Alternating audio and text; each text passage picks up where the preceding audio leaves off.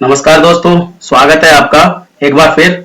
आज हम class 12th का एक और महत्वपूर्ण चैप्टर जिसका नाम है तृतीयक व चतुर्थ क्रियाकलाप, उसको पूरा करेंगे विस्तार पूर्वक। इससे पहले हमने जियोग्राफी के 6 चैप्टर पूरे कर लिए हैं। जिस किसी भी स्टूडेंट ने वो वीडियो नहीं देखी है तो ऊपर आ रहे आई डिस्क्रिप्शन बटन का प्रयोग करके वो पुरानी वीडियो देख सकता है और जान सकता है इस बुक के बारे में और भी अधिक। और मैं यहाँ पर एक और बात कहना चाहता हूं कि जिस किसी भी स्टूडेंट ने अभी तक ये चैनल लाइक और सब्सक्राइब नहीं किया है वो प्लीज लाइक और सब्सक्राइब कर दीजिए ताकि आपको आने वाली वीडियो का नोटिफिकेशन सही समय पर मिलता रहे। चलिए शुरुआत करते हैं एक और नए चैप्टर की जिसका नाम है तृतीयक व चतुर्थ क्रियाकलाप। इस चैप्टर की जो 2 कड़ियां हैं उन 2 कड़ियों को हमने पांचवें और छठे चैप्टर में पूरा कर लिया है। अगर वो पांचवा और छठा चैप्टर आपने विस्तार पूर्वक ध्यान पूर्वक देखा है और समझा है तो ये चैप्टर समझने में ज्यादा मुश्किल नहीं होने वाली है, क्योंकि ये जो 7वां चैप्टर है ये भी एक आर्थिक क्रियाकलाप का ही भाग है। आर्थिक क्रियाओं के बारे में हम जान चुके हैं 5वें चैप्टर के अंदर, और जिसने 5वां चैप्टर नहीं देखा है वो ऊपर आ रहे आई डिस्क्रिप्शन का प्रयोग करके 5वां चैप्टर भी देख सकता है। मैं यहां पर बता देना चाहता हूं कि आर्थिक क्रियाकलाप के माध्यम से हमने बताया कि मुख्य तौर पर 3 आर्थिक क्रियाएं होती हैं, प्राथमिक, द्वितीयक और तृतीयक। प्राथमिक द्वितीयक हम 5वें 6ठे चैप्टर में कर चुके हैं और तृतीयक क्रियाकलाप को हमें 7वें चैप्टर में करना है।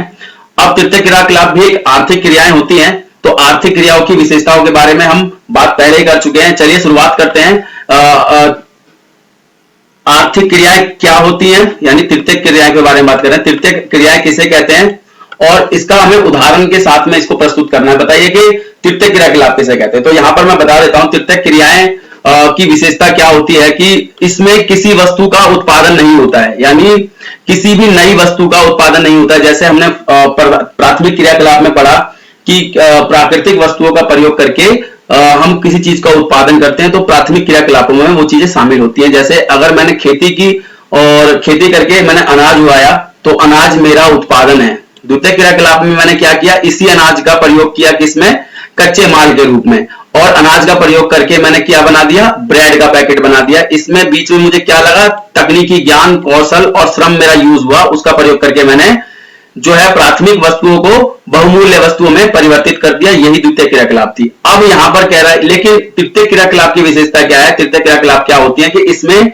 किसी वस्तु का उत्पादन नहीं हो रहा, क्योंकि प्राथमिक वस्तुओं में तो मिला हमें गेहूं, द्वितीय क्रियाकलाप के द्वारा हमें मिला ब्रेड का पैकेट, लेकिन तृतीय क्रियाकलाप वह क्रियाकलाप होते हैं जिससे अर्थव्यवस्था में किसी नई वस्तु का उत्पादन नहीं होता है, यानी कोई नई वस्तु नहीं बनेगी इसके अंदर। अब और इसमें केवल और केवल सेवाएं शामिल होती हैं, इसमें सेवाओं को शामिल किया जाता है। अब सेवाएं मतलब लोगों द्वारा किए जाने वाले कार्य। अब कौन कौन से कार्य होते हैं वो मैं आपको बता देता हूं उदाहरण के लिए।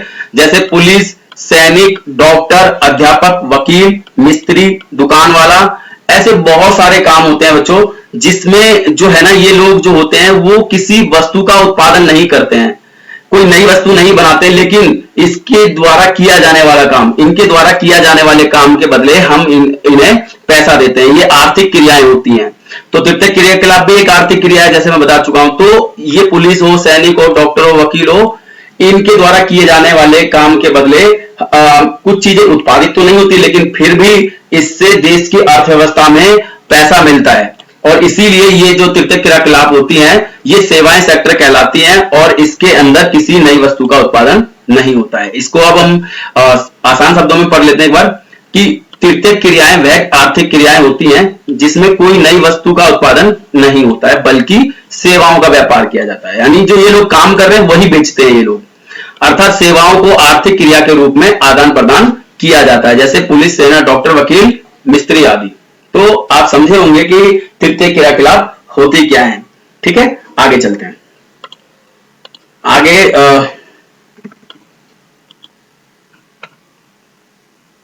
अगला क्वेश्चन है कि तृतीय क्रियाकलापों के प्रकार बताइए, कितने प्रकार के तृतीय क्रियाकलाप होती है। तो तृतीय क्रियाकलापों को हम मोटे तौर पर 4 भागों में विभाजित करते हैं।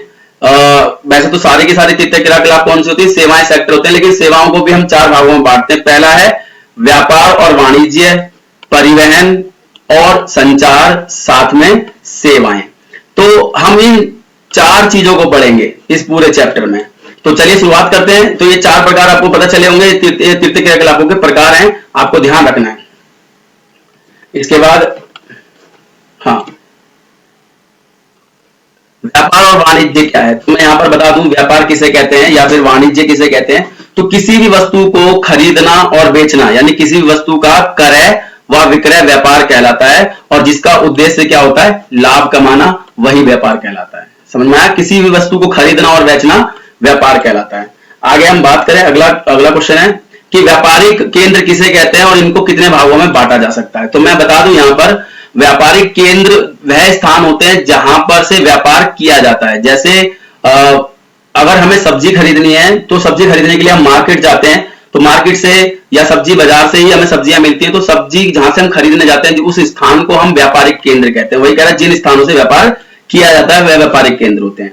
फिर यहां से जो व्यापार होता है वो 2 प्रकार का होता है, ठीक है। एक होता है थोक व्यापार और एक होता है फुटकर व्यापार। मैं थोक व्यापार और फुटकर व्यापार को यही बता देता हूं आपको। थोक व्यापार क्या होता है और फुटकर व्यापार क्या होता है। तो थोक व्यापार वह व्यापार होता है जिसमें जो है वस्तुएं आगे बेचने के लिए कोई व्यक्ति खरीदता है, और इसमें कोई वस्तु आगे बेचने के लिए कोई वस्तु खरीदता है, और ये उपभोग के लिए नहीं होता है डायरेक्ट। थोक व्यापार उपभोग के लिए नहीं होता है। जैसे कोई दुकान वाला किसी बड़े परचून की दुकान से बड़ी वाली से थोक में खरीद कर लेकर के आया, तो वो उसे यूज नहीं करेगा, और उसको छोटी दुकान वाला आगे बेचने के लिए खरीद करके लेके आता है। तो ऐसा व्यापार जो होता है जो खुद के यूज के लिए ना हो, आगे बेचने के लिए हो, वो व्यापार थोक व्यापार किया जाता है। इसके अंदर उधार नहीं किया जाता, इसके अंदर बहुत अधिक पैसे की आवश्यकता पड़ती है। ऐसे फुटकर व्यापार इसका उलट है। फुटकर व्यापार जो होता है वो जो होता है रेडी के माध्यम से, खोमचे के माध्यम से जो डायरेक्ट उपभोग के लिए वस्तु बेची जाती है। जैसे कोई रेडी वाला आता है, रेडी वाले ने बाजार से माल खरीद करके सीधे हमको बेचता है वो, और उसको हम सिर्फ सीधे यूज करते हैं, और इसके अंदर उधार का बहुत महत्वपूर्ण योगदान होता है। इसमें उधार में मिल जाता है, लेकिन थोक व्यापार में उधार का स्थान नहीं होता है। तो ये जानना जरूरी था आपको, थोक व्यापार और फुटकर व्यापार, ठीक है। इसको होलसेल और रिटेल वगैरह कहते हैं इंग्लिश में, और आपने सुना भी होगा इस शब्द को बहुत बार। तो ये है। अब मैं बात करूं तो जो व्यापारिक केंद्र होते हैं वो कितने प्रकार के होते हैं। तो व्यापारिक केंद्रों को हम मुख्य तौर पर 3 प्रकार के व्यापारिक केंद्रों में विभाजित करते हैं। तो पहला जो व्यापारिक केंद्र है तो वो है ग्रामीण विपणन केंद्र। विपणन मतलब भी व्यापारी होता है, तो ग्रामीण व्यापारिक केंद्र कह लो या फिर ग्रामीण विपणन केंद्र कह लो। तो ये जो ग्रामीण विपणन केंद्र होते हैं ये गांव में स्थित होते हैं, गांव में स्थित होते हैं, और ये जो बाजार होते हैं गांव के लोगों की और गांव के आसपास के इलाकों की जो व्यापार की गतिविधियां होती हैं उनकी मांगों को पूरा करते हैं, उनके लिए सेवाएं प्रदान कराते हैं। ये ग्रामीण विपणन केंद्र गांव के आसपास ही होते हैं, और गांव के लोगों के लिए ये व्यापार का केंद्र होते हैं, सेवाएं देते हैं। यहां पर जो सुविधाएं होती हैं वो अच्छी नहीं होती हैं, यानी यहां पर जो व्यापार किया जाता है वो व्यापार बड़े लेवल का नहीं होता। सारी की सारी जो है वस्तुएं यहां आसानी से उपलब्ध नहीं होती हैं। इसमें थोक व फुटकर व्यापारी दोनों प्रकार के होते हैं, मतलब गांव के अंदर ही थोक और फुटकर दोनों प्रकार के व्यापारी मिल जाते हैं ग्रामीण विपणन केंद्र में। यह स्वयं नगरीय केंद्रीय नहीं होता, परंतु गांव की अधिकांश मांग यहीं से पूरी होती है। देखो ये शहरों की तरह व्यापारिक केंद्र नहीं होते हैं, ये स्वयं जो है नगरीय केंद्र नहीं, परंतु गांव के अधिकांश मांग वाली वस्तुओं और सेवाओं का उपलब्ध कराने में महत्वपूर्ण केंद्र होते हैं। जैसे मैं बता रहा हूं कि ये खुद शहरों की तरह बड़े व्यापारिक केंद्र नहीं होते, परंतु गांव की अधिकांश मांग को पूरा करने में इन्हीं ग्रामीण विपणन केंद्रों की महत्वपूर्ण भूमिका होती है। तो ये था ग्रामीण विपणन केंद्र और ये उनकी विशेषताएं थी। आशा करता हूं समझ में आया होगा। आगे चलते हैं। अगला टॉपिक है दूसरा बाजार जो होता है, इसको कहते हैं ग्रामीण आवधिक बाजार। आवधिक बाजार को अक्सर आप जानते होंगे, जैसे साप्ताहिक बाजार भी कहते हैं इनको कई बार। तो ग्रामीण आवधिक बाजार कैसे होते हैं, जिन स्थानों पर ऐसे गांव होते हैं कुछ स्थानों पर जहां पर ग्रामीण विपणन केंद्र भी मौजूद नहीं होते, बहुत ही कम आबादी होती है, दूर दराज के इलाके होते हैं। तो ऐसे इलाकों में जो है व्यापार की सुविधा उपलब्ध कराने के लिए इस प्रकार के यानी ग्रामीण आवधिक बाजार प्रकार के जो है बाजारों की या व्यापारिक केंद्रों की मुहैया कराया जाता है इनको। और इनको हम साप्ताहिक और या फिर पाक्षिक बाजार भी कह लेते हैं। यानी सप्ताह में, जैसे आपने सुना भी होगा, आपके आसपास के इलाकों के अंदर अक्सर लगता होगा, सुना होगा सोम बाजार, सुना होगा आपने, या मंगल बाजार या बुध बाजार, या फिर ऐसे ही सप्ताह में एक दिन लगने वाला जो बाजार होता है, या फिर महीने में 2 दिन लगने वाला, महीने में 1 दिन लगने वाला, ऐसे बाजार आवधिक बाजार कहलाते हैं। और ऐसे इलाकों में ये लगाए जाते हैं जहां पर गांव की व्यापारिक मांग को पूरा करने के लिए ग्रामीण विपणन केंद्र नहीं होते हैं। तो ये था ग्रामीण आवधिक बाजार। इसके बाद है ग्रामीण नगरीय बाजार, या फिर कहें ग्रामीण बाजार केंद्र। तो सॉरी नगरीय बाजार केंद्र। तो नगरीय बाजार केंद्र के बारे में हम बात करें तो ये जो बाजार होते हैं ये विशिष्टीकृत होते हैं। विशिष्टीकृत मतलब यहां पर कुछ विशिष्ट प्रकार की सेवाएं और वस्तुएं उपलब्ध होती हैं जो ना तो आवधिक बाजार में मिलती हैं और ना ही ग्रामीण विपणन केंद्र में मौजूद होती हैं। और ये शहरों में या फिर नगरों में बाजार मौजूद होते हैं जो गांव के अंदर और आवधिक बाजारों में ना मिलने वाली सेवाओं को उपलब्ध कराते हैं। जैसे अध्यापक यहां पर आसानी से मिल जाते हैं, कोचिंग सेंटर होते हैं, वकील का और परामर्शदाता, चिकित्सा, दांतों का अस्पताल, या फिर ऐसे बहुत सारे केंद्र जो ग्रामीण विपणन केंद्र और ग्रामीण आवधिक बाजारों में नहीं मिलती हैं सेवाएं, वो यहां पर उपलब्ध होती हैं। ठीक है, आगे आशा करता हूं समझ में आ रहा होगा। और आगे चलते हैं। फिर परिवहन, ये भी जो तृतीय क्रियाकलापों की दूसरी सेवाएं हैं उसकी बात करते हैं। परिवहन, तो परिवहन के बारे में मैं बता दूं कि किसी भी वस्तु को या व्यक्ति को एक स्थान से दूसरे स्थान पर ले जाना, छोड़ना, लेकर के आना जाना, कुछ भी कह लो, उसको हम परिवहन कहते हैं। यानी किसी वस्तु को और व्यक्ति को एक स्थान से दूसरे स्थान पर ले जाना। इसके बाद परिवहन का वर्गीकरण करना है कि परिवहन का वर्गीकरण कीजिए कि किन भागों में इनको विभाजित किया जाता है। तो मैं महत्वपूर्ण 3 भाग बता देता हूं व्यापार को वर्गीकरण करने वाले। तो परिवहन का जो वर्गीकरण 3 तरीकों से किया जाता है। या तो परिवहन का वर्गीकरण किया जाएगा वो किलोमीटर या फिर दूरी के हिसाब से किया जाता है। आपने देखा होगा कोई व्यक्ति को अगर हम कोई उपलब्ध मतलब कोई गाड़ी हम किराए पे लेते हैं, वो 3 तरीके से अपने पैसे बताता है। या तो वो बताएगा किलोमीटर के हिसाब से, आप बोलोगे कि मुझे यूपी जाना है या यूपी से कहीं पर भी जाना, आप बोलोगे कि मुझे दिल्ली से यूपी जाना, तो बोलेगा कि भाई 200 किलोमीटर है, 200 किलोमीटर देख रहे हो कितना पैसा लग जाएगा, मेरा इतना खर्चा आ जाएगा वगैरह वगैरह। तो दूरी के आधार पर, कई बार समय के आधार पर भी कहता है यार आने जाने में पता मेरा कितना समय लग जाएगा, 2 दिन लग जाएंगे, इस तरीके से बोलता हुआ सुना होगा आपने। तो कई बार हम परिवहन को समय के आधार पर भी अलग करते हैं, कई बार लागत के आधार पर भी कहते हैं। वो कई बार आपने ऐसे बोलता हुआ भी सुना होगा कि भाई इसमें ड्राइवर का खर्चा, इसमें इतने का तेल लग जाएगा, इतने में टायर खर्च हो जाएंगे, इतने के आधार, इतना खर्चा तो मेरा ही हो जाएगा। तो इस तरीके से परिवहन को हम 3 आधारों पर विभाजित कर लेते हैं, किलोमीटर या फिर दूरी के आधार पर, समय के आधार पर, या फिर लागत के आधार पर। तो 3 तरीके से हम परिवहन का वर्गीकरण करते हैं। आगे चलते हैं। जाल तंत्र क्या है? जाल तंत्र के बारे में बता दूं कि जैसे ही परिवहन विकसित होता है तो सड़कें आपस में जुड़ जाती हैं और जुड़ने के कारण वहां पर जाल के आकार का एक जो है संरचना बन जाती है और वही जाल तंत्र कहलाता है। देखा होगा आपने, मान लीजिए ये सड़क है, एक इधर से सड़क आ रही है, एक इधर से सड़क आ रही है, एक इधर से सड़क बहुत सारी सड़कें आती हैं और इस प्रकार से पूरा एक जाल टाइप में आकृति बन जाती है और इसी को हम क्या कहते हैं? जाल तंत्र। यानी ऐसे ही परिवहन विकसित होते हैं। तो सड़कें परिवहन आपस में जुड़ जाती हैं जिसके कारण जो है सड़कों का या जाल तंत्र का रचना होता है। ठीक है, जब ज्यादा ही बहुत सारी सड़कें आपस में जुड़ जाएं। अगला टॉपिक जो है वो है नोड क्या है तथा योजक क्या है। बहुत महत्वपूर्ण है, अगर ये चीजें समझ में आई तो अच्छा है। मैंने बाकी इसको चित्र के द्वारा समझाने की कोशिश की है, आगे समझते हैं। तो पहले मैं बता दूं नोड और योजक होते क्या है। देखो, 2 अथवा 2 से अधिक मार्गों की संधि स्थल, 2 या 2 से अधिक मार्गों का संधि स्थल या फिर जोड़ने वाला स्थान, एक उद्गम बिंदु यहां से निकलता हो, यानी यहां से जाने का एक नया रास्ता निकलता हो और गंतव्य बिंदु का मार्ग के सहारे बसा हुआ कस्बा नोड कहलाता है और 2 नोडों को जोड़ने वाली सड़क योजक कहलाती है। थोड़ा डिफिकल्ट लगा होगा समझने में, इसीलिए मैंने इसको चित्र के माध्यम से समझाने की कोशिश की है। देखिए आप इसमें तो कह रहा है कि दो या दो से अधिक सड़कों को जोड़ने वाला स्थल, देखो यहां से भी एक सड़क, यहां से भी एक सड़क, यहां से भी एक सड़क, यानी दो सड़क है, दो से अधिक, ये भी सड़क आ रही है, ये भी सड़क है, तो यहां आकर के मिल रही है, ये देखिए यहां पर आकर के मिल रही है।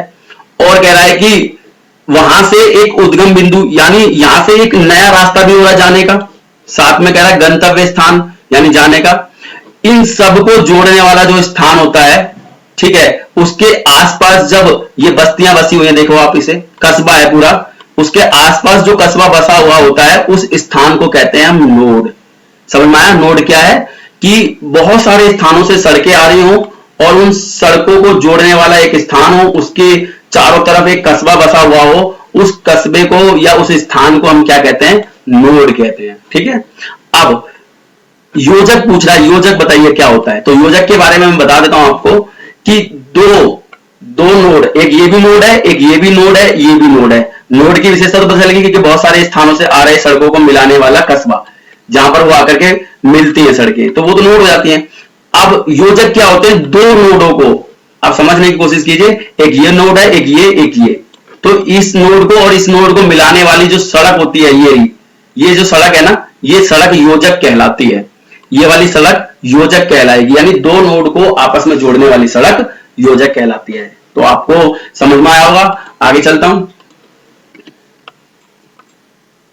परिवहन कह रहा है कि परिवहन को प्रभावित करने वाले कारक, तो परिवहन को प्रभावित करने वाले कारकों के अंदर सबसे पहला परिवहन की मांग और जनसंख्या का आकार, यानी किसी क्षेत्र के अंदर जितनी मांग होगी परिवहन की, वहां पर उतना ही परिवहन विकसित किया जाएगा। और जनसंख्या का आकार, जनसंख्या जितनी ज्यादा होगी उसी के आधार पर परिवहन की जो संख्या है, या फिर बसों की संख्या, रेल की संख्या, या परिवहन का कोई भी प्रकार, उसको वहां पर उतनी ही मात्रा में सुविधाएं दी जाएंगी। यानी परिवहन को प्रभावित करने में मांग और जनसंख्या का आकार बहुत महत्वपूर्ण स्थान रखता है। अगला टॉपिक है संचार क्या है। तो संचार के बारे में बता दूं मैं, हालांकि परिवहन और संचार का एक अलग से चैप्टर भी है, उसको भी हम करेंगे, लेकिन यहाँ पर हम संचार के हमारे बारे में जानना चाहते हैं। तो संचार क्या है? किसी व्यक्ति के भावों को, विचारों को, तथ्यों को, संदेशों को, यानी कोई व्यक्ति कुछ सोच रहा है, कुछ भाव है उसके मन में, कुछ उसके विचार हैं, कुछ उसके संदेश हैं, उन विचारों, भावों और संदेशों को एक स्थान से दूसरे स्थान पर भेजना संचार कहलाता है। ठीक है, आगे बात करें सेवाएं क्या हैं। तो सेवाओं के बारे में मैं पहले ही बता चुका हूं कि सेवाएं विभिन्न स्तरों पर पाई जाती हैं, मतलब अलग अलग क्षेत्रों में सेवाएं अलग अलग होती हैं। सभी उद्योगों को करने में कहीं ना कहीं सेवाओं का कार्य महत्वपूर्ण होता है, या फिर सेवाओं के द्वारा ही सभी प्रकार के कार्य किए जाते हैं। उदाहरण के लिए मैं आपको बता दूं कि उद्योग कितने ही महत्वपूर्ण क्यों ना हो, या फिर कितने ही महत्वपूर्ण जो है बस हो, ट्रक हो, या फिर फैक्ट्रियां हो, बड़े बड़े कारखाने हो, उनको कहीं ना कहीं मानव श्रम की आवश्यकता पड़ती है, और मानव श्रम कई बार सेवाओं के रूप में दिया जाता है। तो कह रहा है सभी सेवाओं को करने में जो है, या फिर सभी उद्योगों को करने में सेवाओं का बहुत महत्वपूर्ण योगदान होता है। उदाहरण के लिए परिवहन तंत्र, धोबी घाट, पंसारी की दुकान, डॉक्टर, पुलिस, अध्यापक, वकील, सेना, ये सारे के सारे क्या हैं? ये सब, ये ड्राइवर, ये सारे के सारे क्या हैं? ये सब सेवाओं के प्रकार हैं। ठीक है, आगे बात करें आसान शब्दों में, इसे अपने भाषा में भी लिख सकते हो आप। आगे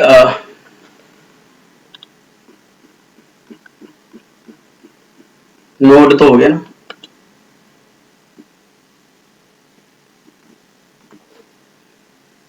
क्रियाकलापों में संलग्न लोगों से आप क्या समझते हैं?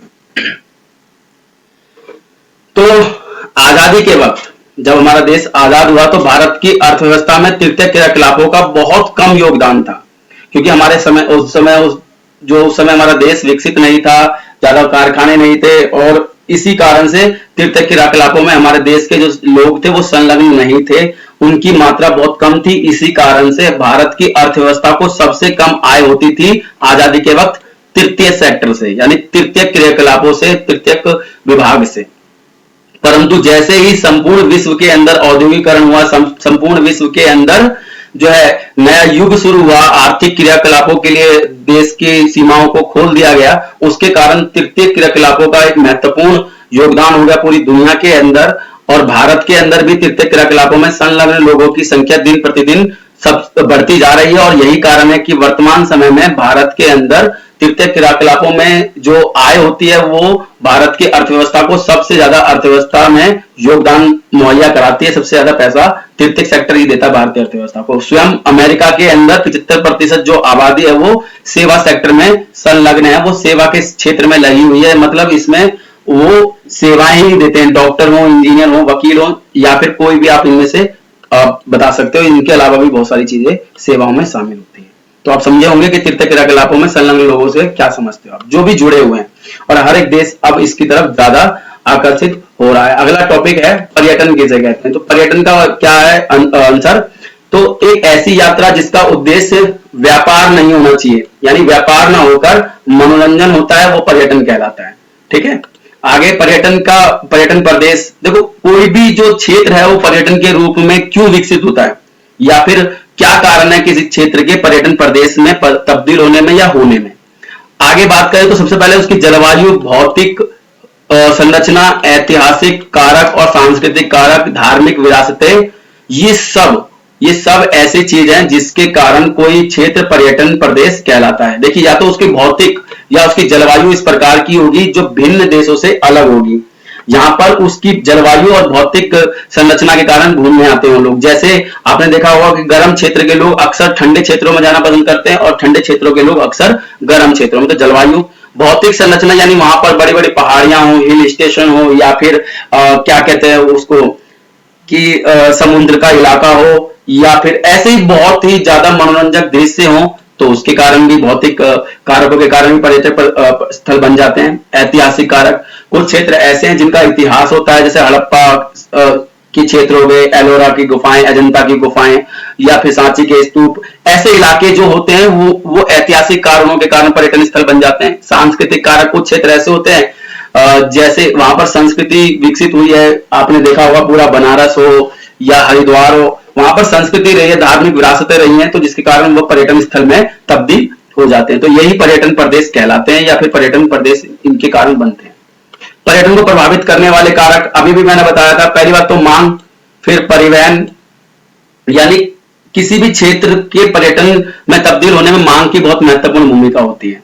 साथ में परिवहन, उस क्षेत्र तक आसानी से आना जाना किया जा सके, तो परिवहन की भी महत्वपूर्ण भूमिका है पर्यटन को प्रभावित करने में। जलवायु, मैंने जलवायु के बारे में भी बताया कि अक्सर ऐसे जो लोग हैं जो गर्म जलवायु के होते हैं वो ठंडी जलवायु में जाना पसंद करते हैं, और ठंडी जलवायु के लोग गर्म जलवायु में जाना पसंद करते हैं। तो जलवायु में भिन्नता होनी चाहिए।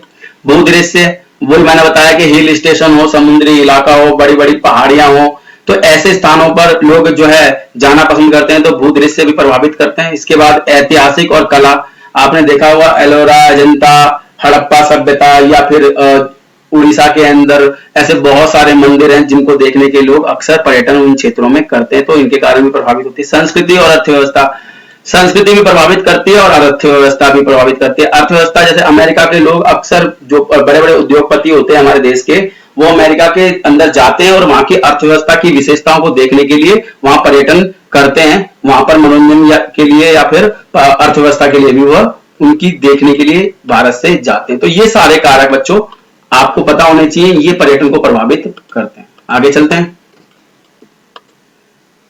क्वेश्चन है, भारत में समुद्र पार रोगियों की सेवाएं या स्वास्थ्य सेवाएं।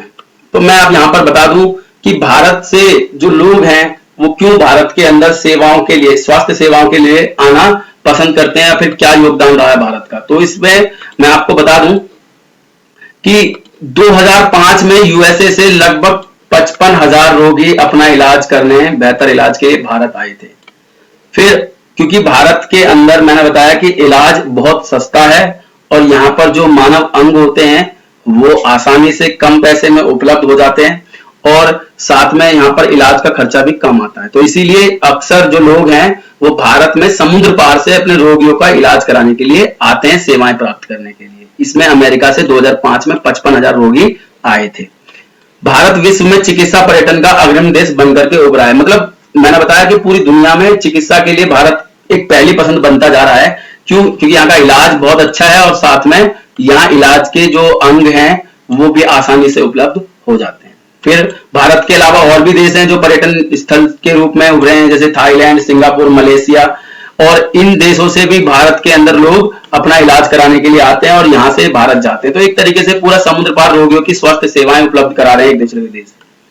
चिकित्सा के क्षेत्र में नए परीक्षणों के लिए भी भारत एक महत्वपूर्ण केंद्र बनकर के उभरा है। नए नए परीक्षण करने के लिए भी भारत एक नया परीक्षण केंद्र बनकर के उभरा है, इसीलिए लोग यहाँ पर आते हैं।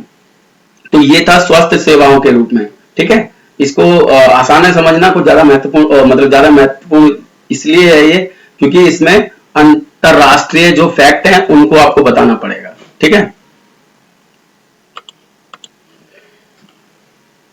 आगे चिकित्सा पर्यटन क्या है? चिकित्सा पर्यटन किसे कहते हैं? तो चिकित्सा उपचार हेतु एक देश से दूसरे देश में जाना, बेहतर सुविधाओं के लिए, बेहतर स्वास्थ्य के लिए चिकित्सा पर्यटन कहलाता है। नाम से ही पता चलता है। तो इसके बाद पंचम और चतुर्थ क्रियाकलाप के बारे में बात कर रहे हैं कि चतुर्थ और पंचम क्रियाकलाप किसे कहते हैं। तो जैसा मैंने बताया कि चतुर्थ क्रियाकलाप और पंचम क्रियाकलाप ये भी एक आर्थिक क्रियाएं हैं, परंतु ये महत्वपूर्ण जो तीन आर्थिक क्रियाएं प्राथमिक, द्वितीयक और तृतीयक, ये तृतीयक के अंदर ही समाहित होती हैं क्योंकि ये भी सेवा सेक्टर का ही भाग है, इसलिए हम इसको तृतीयक क्रियाकलापों के अंदर पढ़ते हैं। तो हम बात करते हैं पंचम और चतुर्थ क्रियाकलापों के बीच में क्या अंतर है या फिर क्या इनको इनकी विशेषता है। सबसे पहले हम बात करते हैं तो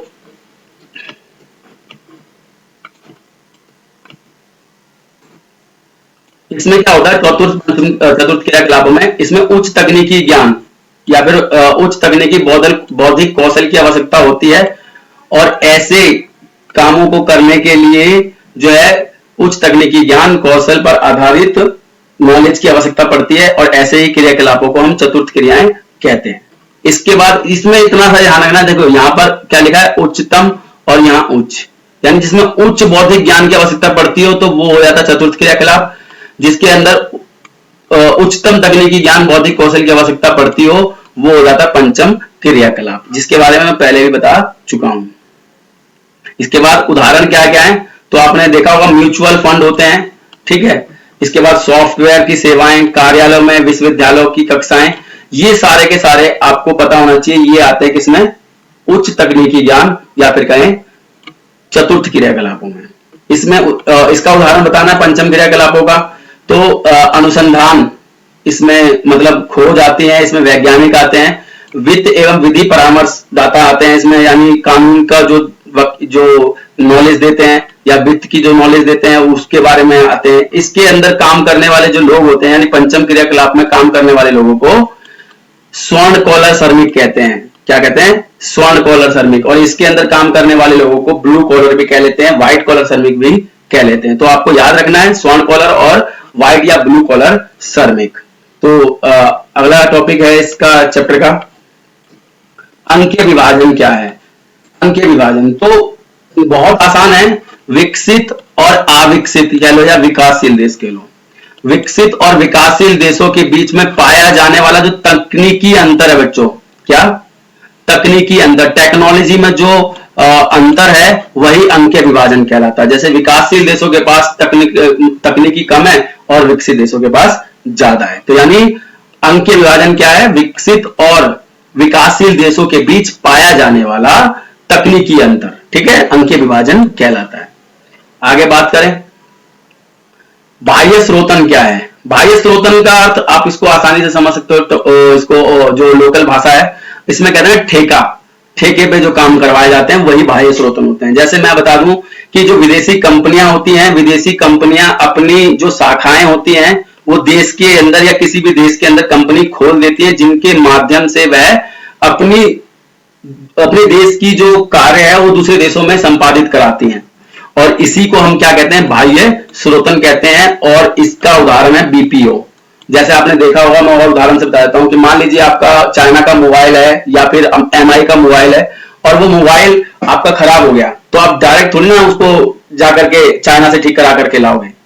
वो क्या करते हैं? वो बाह्य स्रोतन के माध्यम से यानी एक अपनी ही शाखा खोल देते हैं भारत के अंदर और इसमें ठेका दे देते हैं इनको, भाई हम इतना पैसा देंगे आपको, आप उनसे इतना पैसा लेकर के उनका मोबाइल ठीक कीजिए, और ये मोबाइल ठीक कर करके वैसे देते रहते हैं और ये नहीं पैसा देते रहते हैं। तो इस प्रकार से ये जो हुआ ये बाह्य स्रोतन कहलाया। उदाहरण के लिए बीपीओ। समझ में आया ना? तो आशा करता हूं आपको ये चैप्टर समझ में आया होगा और ये चैप्टर खत्म हो चुका है। और अब एक नए चैप्टर में नए वीडियो के अंदर मिलेंगे। तब तक के लिए बहुत बहुत धन्यवाद। आशा करता हूं आपका दिन शुभ रहे। जय हिंद।